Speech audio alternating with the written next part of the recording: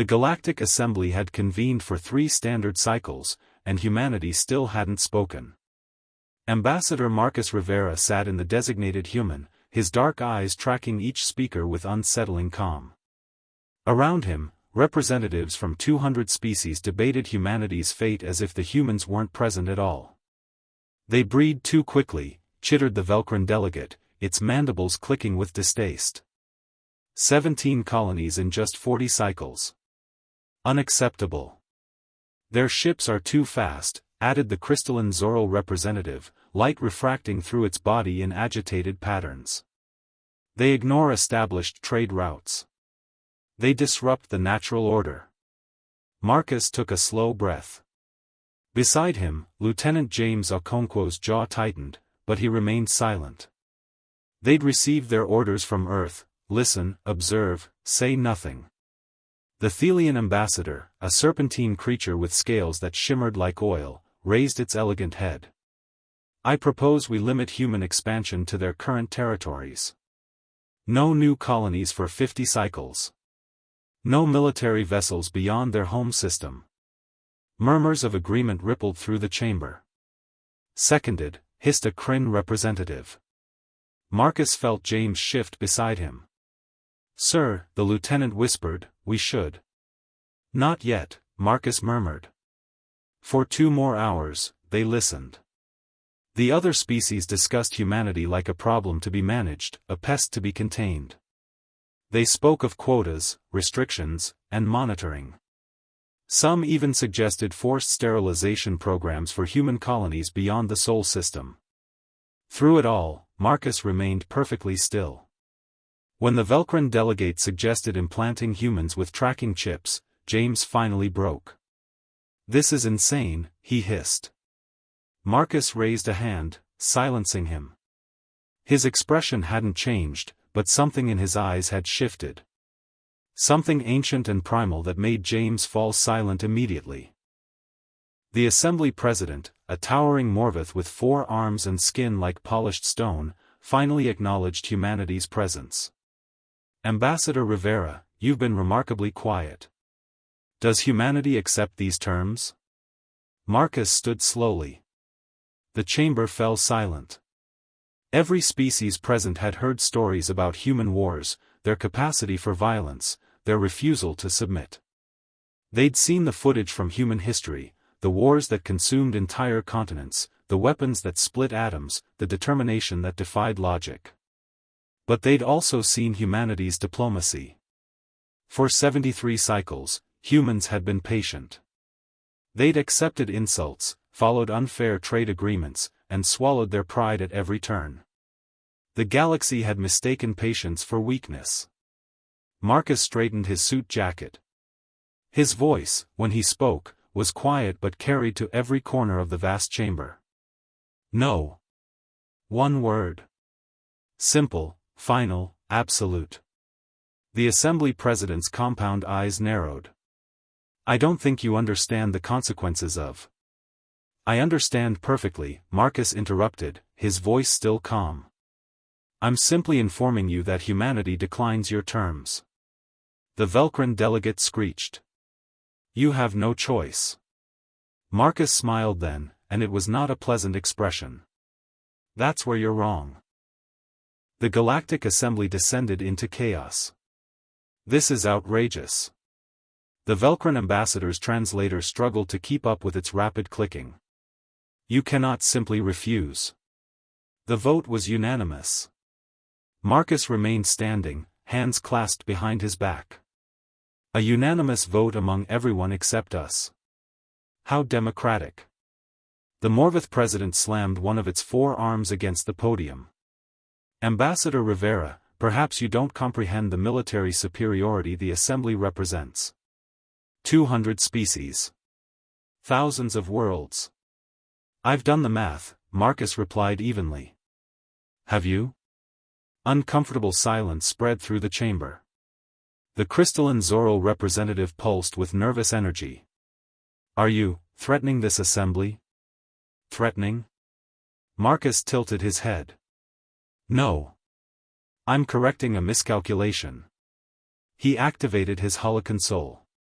Images flooded the chamber, star charts, shipping manifests, military deployments. But not human ones. For 73 cycles, you've treated humanity like children who needed guidance. We accepted it. We learned your languages, followed your protocols, paid your excessive tariffs. His voice remained conversational, almost friendly. And while we did, we watched. We listened. We learned. The Thelian ambassador's scales rippled with unease. What are you implying? The Velcran military has 17 dreadnoughts, Marcus continued, highlighting sections of the star chart. Impressive.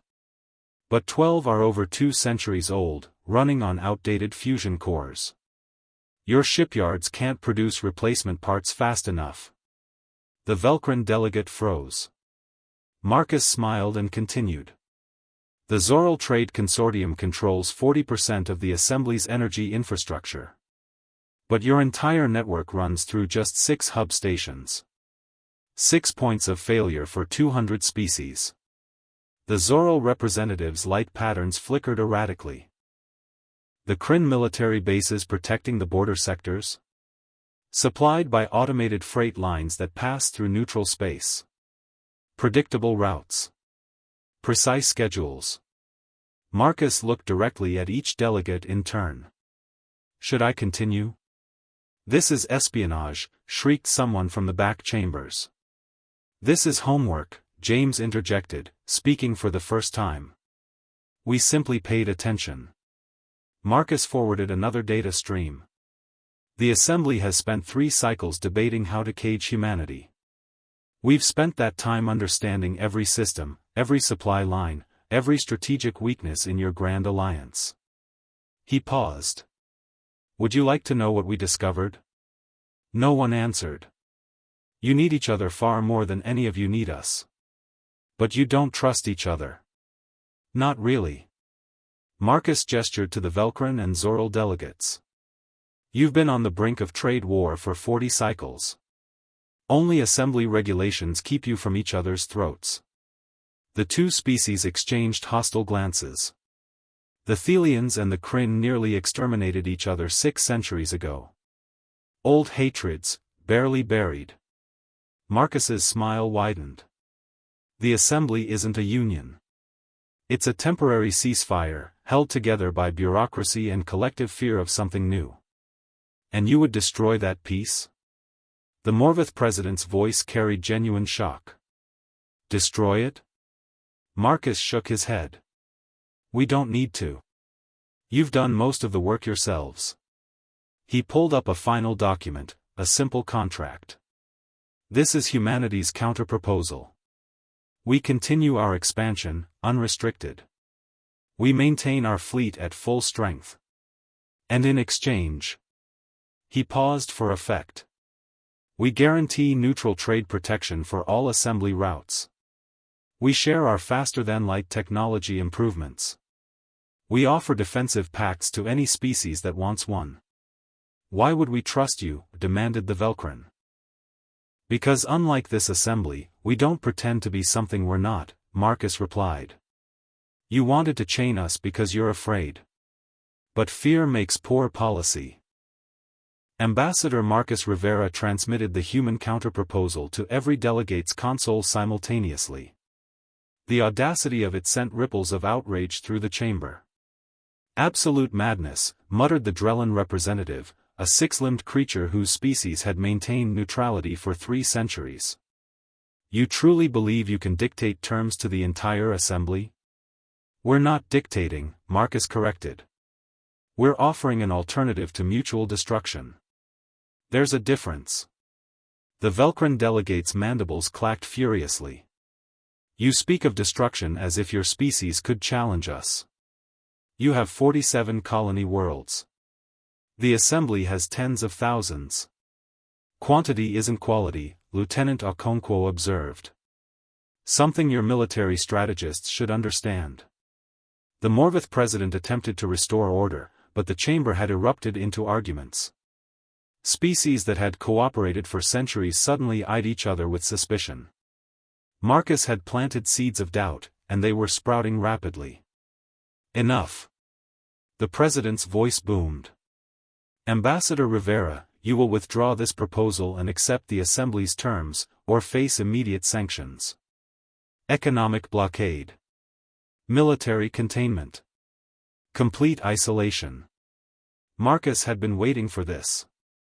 Isolation? You mean like the isolation you've already imposed through your tariff structures? He pulled up more data. Human goods taxed at 47% while Assembly members pay 12%. Human ships inspected at every checkpoint while others pass freely. Human colonies denied access to established trade networks. Those are standard protocols for emerging species, the Thelian ambassador argued, though its scales had dulled noticeably. Standard protocols that conveniently protect Assembly monopolies, James countered. We've been isolated for decades. You're just threatening to formalize what you've already done. The Zorro representative suddenly spoke, its crystalline voice resonating through the chamber. Perhaps, we should hear more of this proposal. Every head turned. The Zorro were the Assembly's third most powerful faction. Their shift in position sent shockwaves through the political landscape. Traitor, hissed the Velcran delegate. Pragmatist, the Zorro corrected. The humans make valid points. Our trade route security has deteriorated. Piracy increases yearly. If they're offering protection. At what cost? Demanded the Velcran. They'll want concessions. Access. Power. Marcus shook his head. We want what we've always wanted, to be left alone to grow at our own pace. Everything else is negotiable. And if we refuse? The Morvith president leaned forward. If we unite against you? Then you'll have your war, Marcus said simply. And you'll win. Eventually. Humanity would be crushed under the combined might of 200 species. Relief washed through the chamber. Finally, the human acknowledged reality. Marcus continued, but it won't be quick, and it won't be clean. We won't meet you in pitched battles where your numbers matter. We'll strike supply lines. Disrupt communications.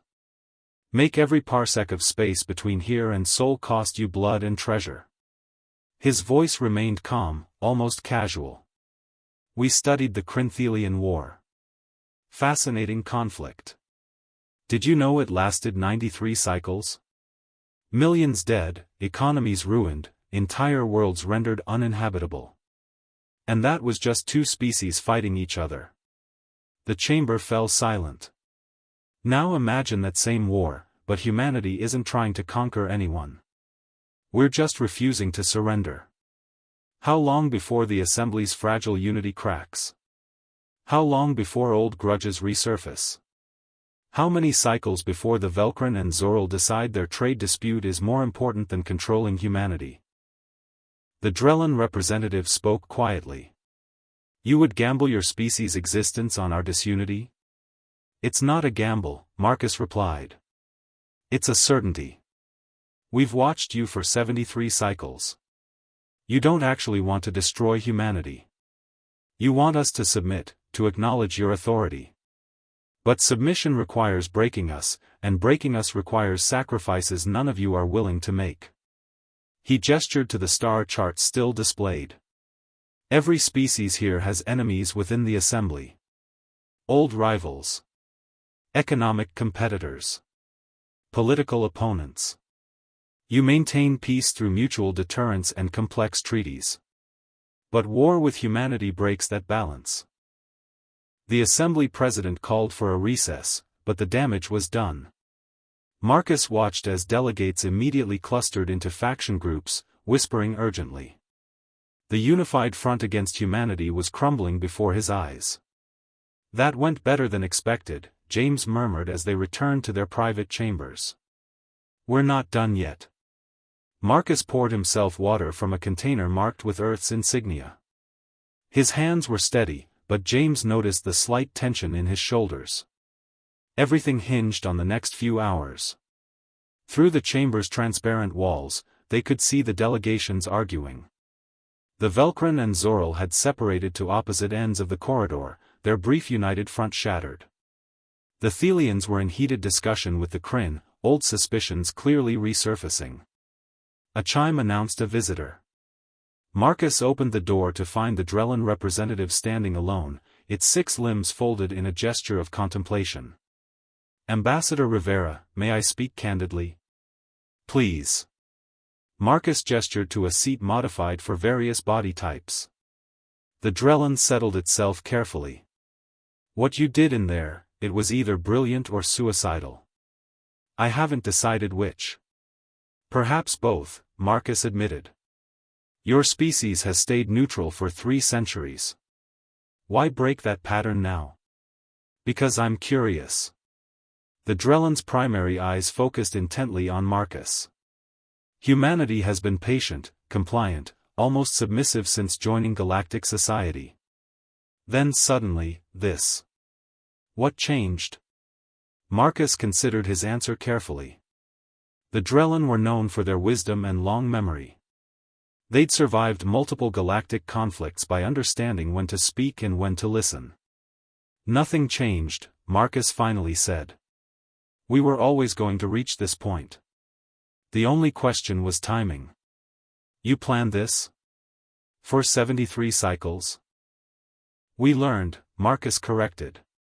"When we first encountered the assembly, we were eager, naive. We thought the galaxy operated on principles like cooperation and mutual benefit. We were wrong." James brought up a holographic timeline. "Every interaction taught us something. Every unfair tariff, every insulting trade agreement, every time we were treated as lesser beings, we learned what the assembly really was." "And what is it?" the Drellin asked. "A protection racket," Marcus said bluntly. "The strong species created a system that keeps them strong and the weak species dependent.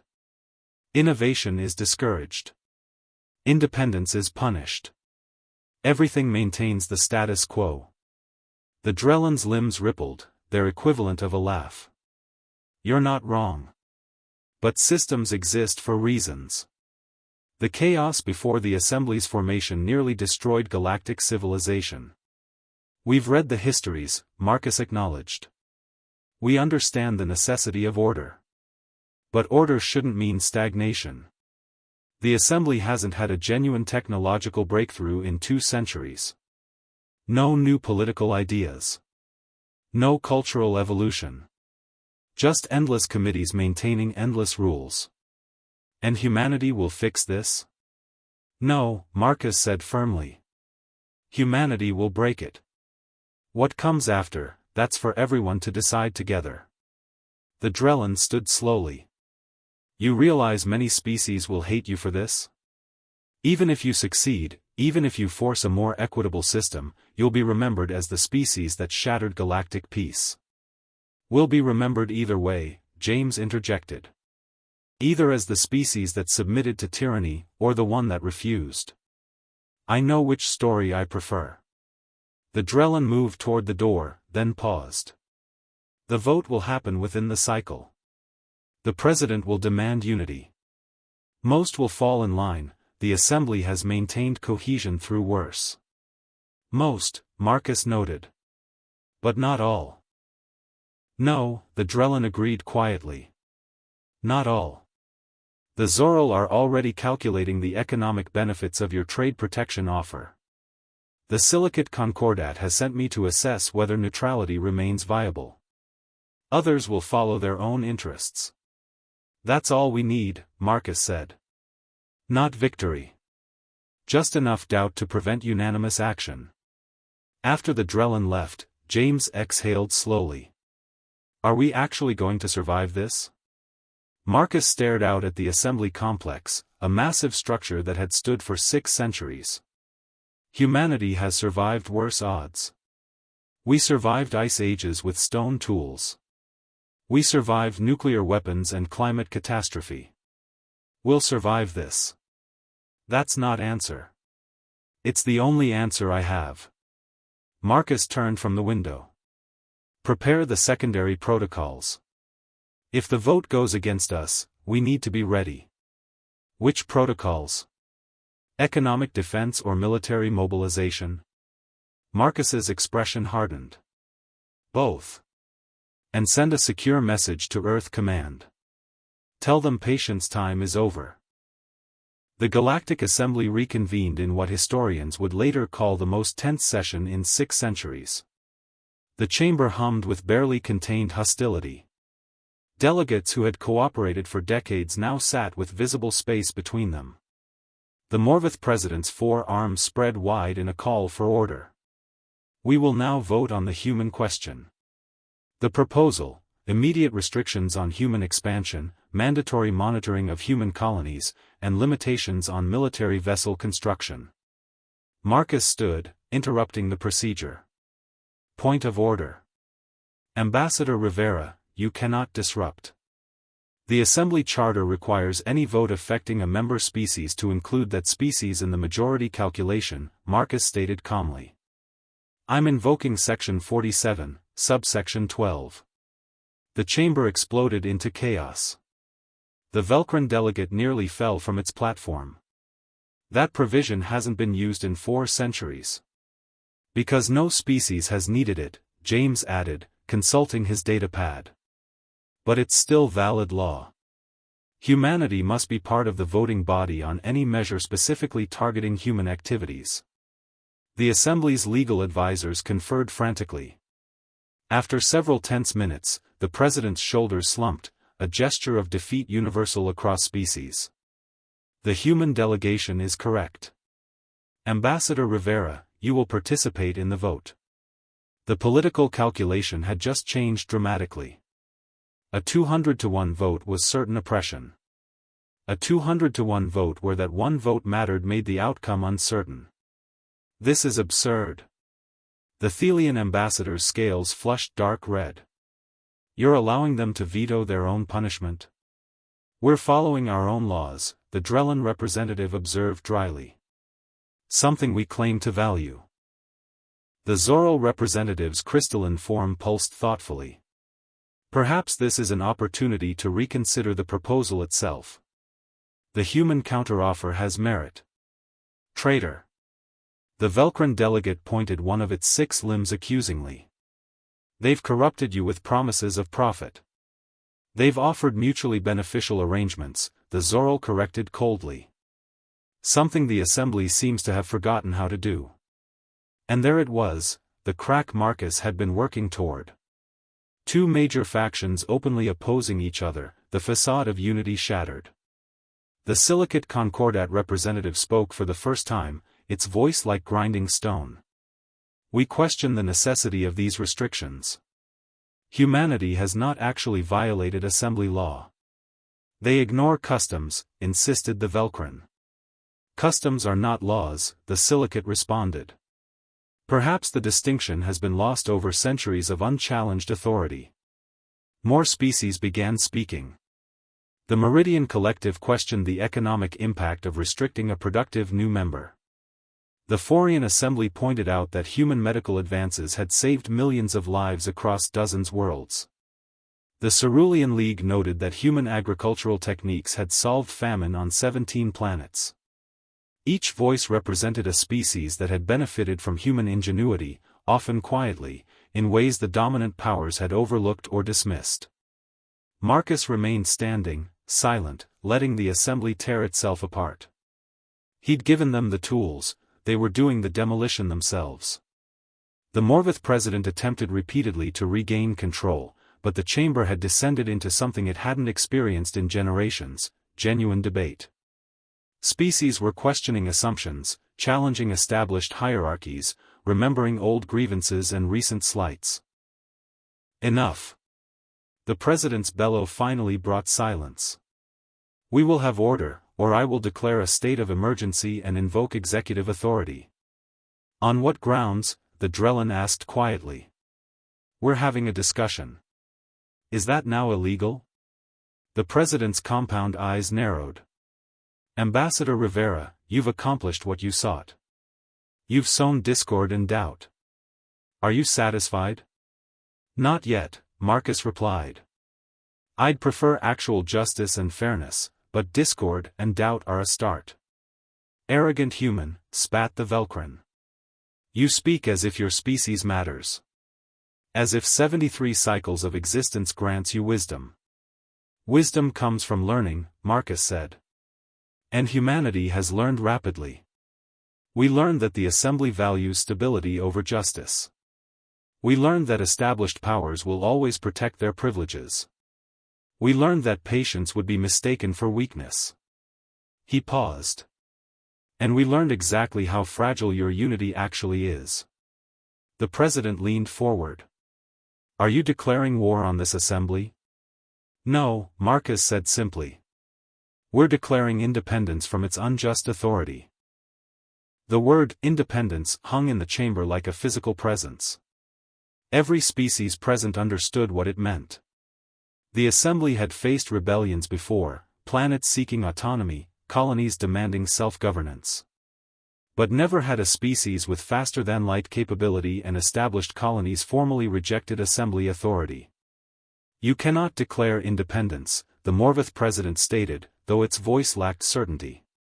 You exist within assembly space, use assembly trade routes, benefit from assembly protection. Assembly space? Marcus pulled up a galactic map. By what right does the assembly claim sovereignty over unclaimed systems? Humanity settled its colonies in empty space, built its own infrastructure, established its own trade networks. We didn't ask for your protection, you imposed it, then charged us for the privilege. Lieutenant Okonkwo continued the argument. Every human colony is self-sufficient. Every human ship is independently powered. We don't need assembly technology or resources. We've been preparing for this moment since the first unfair tariff was imposed. The Velcrin delegates' mandibles clacked in agitation. This is treason. Sedition. The assembly must respond with overwhelming force. Must it? The Zoral representative's question was pointed. The humans have identified a legal ambiguity. They've settled unclaimed space. They've built their civilization without assembly resources. What law, specifically, have they violated?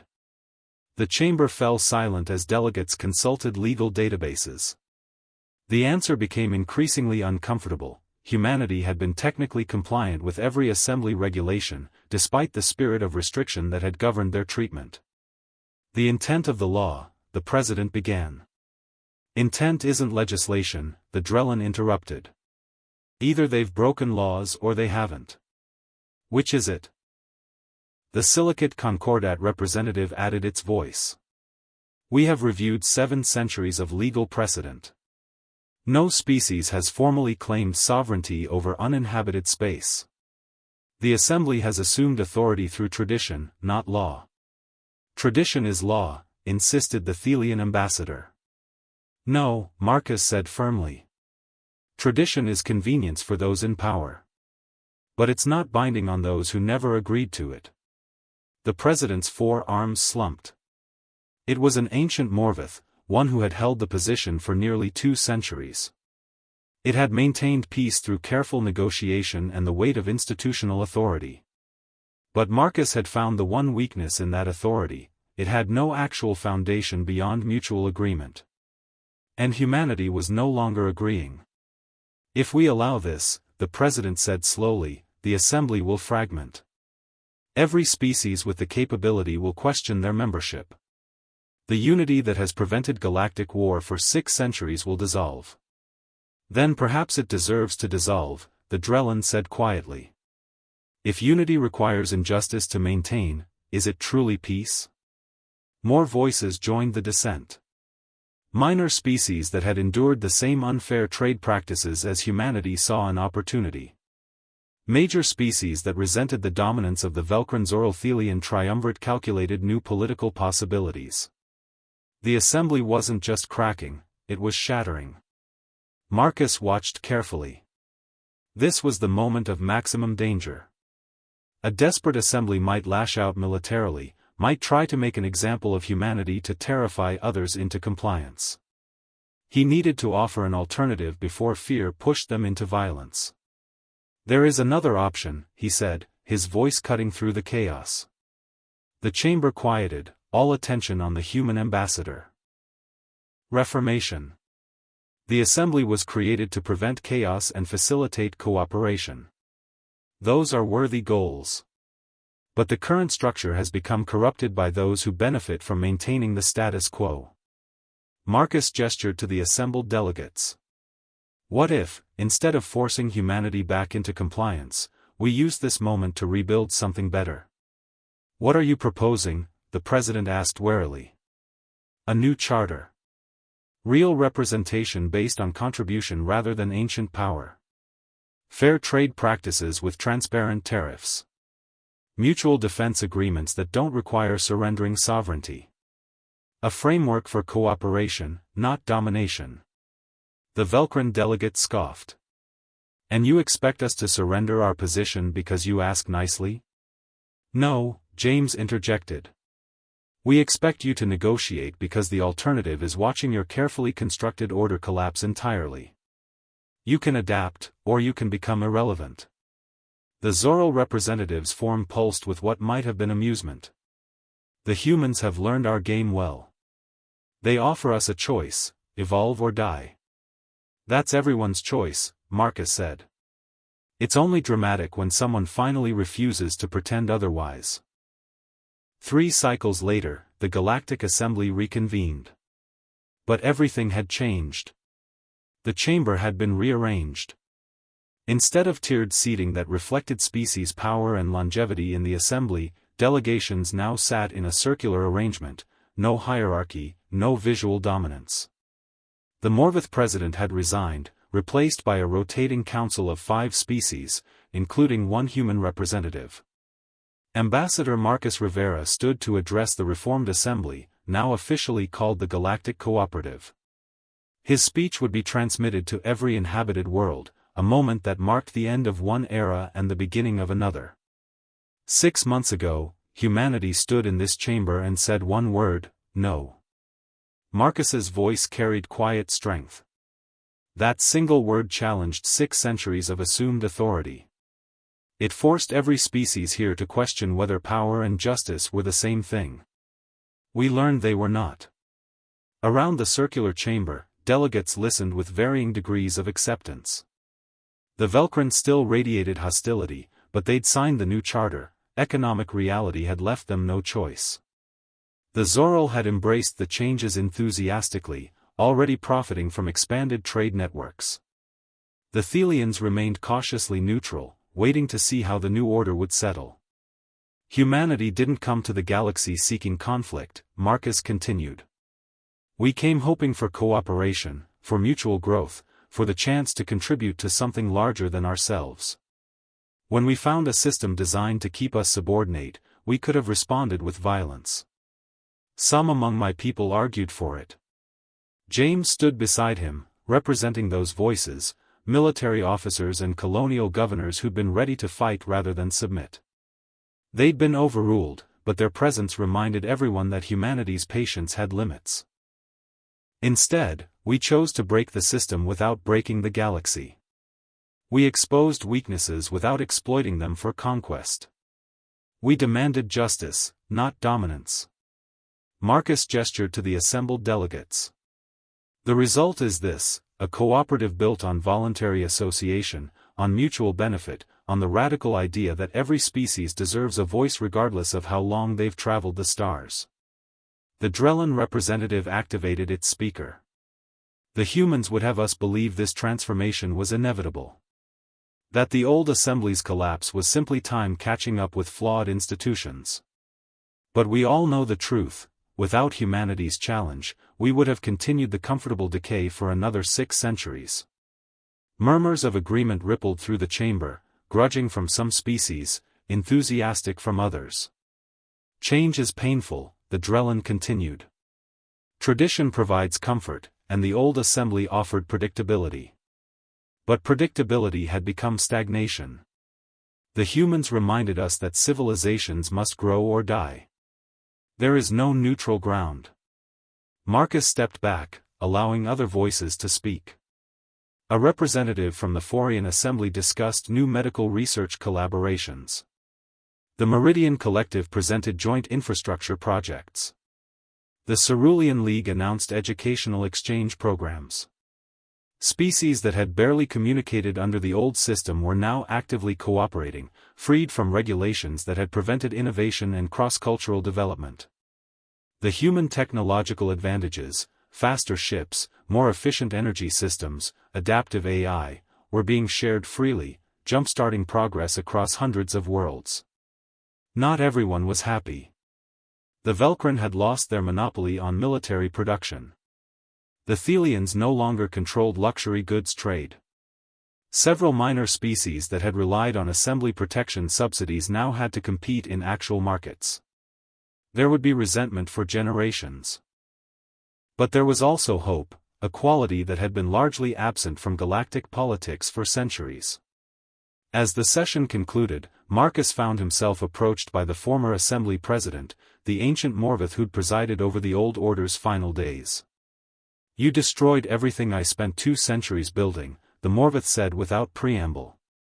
"Yes," Marcus acknowledged. "I'm sorry it was necessary." "Are you?"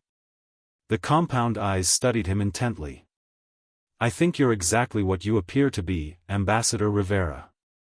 A revolutionary who believes the pain of transformation outweighs the comfort of stagnation." "I believe justice matters more than stability," Marcus replied. "If that makes me a revolutionary, I'll accept the label." The Morvith made a sound that might have been laughter. "History will remember this moment differently depending on whether the cooperative succeeds or fails. If it succeeds, you'll be celebrated as the catalyst for a new golden age. If it fails and the galaxy descends into chaos, then I'll be remembered as the human who broke the peace," Marcus finished. "I understand the risk. We all do. And yet you proceeded anyway.